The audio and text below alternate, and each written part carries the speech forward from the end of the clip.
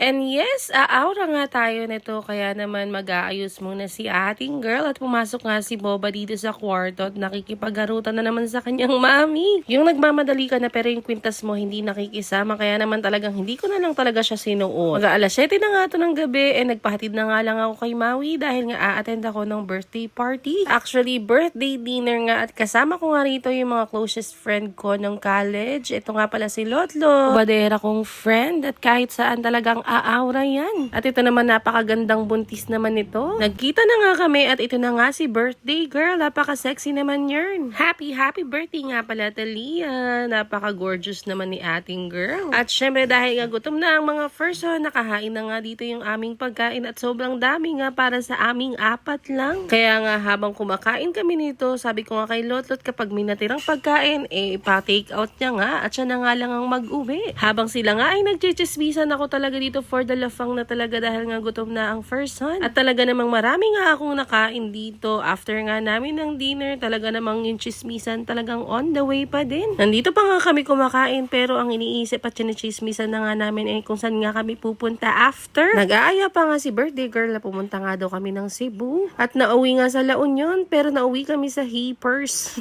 At syempre hanggang ngayon nga lang at hindi nga yan natuloy at kinantahan na nga namin dito si birthday girl. Talaga namang sana all ka na lang talaga sexy na maganda pa. And again, happy birthday nga Talia and thank you so much sa iyong pa-dinner at sana huwag kang magbabago at lalo ka pang maging malakas at lagi kang mag-iingat. God bless you. And dito nga pala kami nag-dinner sa Casa Mojica. Dito lang yan sa may Concepcion 1. And dito na nga lang kami dumiretso sa Hippers kasi ito lang yung pinakamalapit na pwede kang magpag-inom. Pero after nga dito sa Hippers, dumiretso nga ulit sa Tomas Morato pero hindi na nga kami sumama ni May at talaga namang meron pa akong kailangan uwian. And thank you nga pala sa opportunity at nagkita-kita na naman tayo. Yun lang. Bye!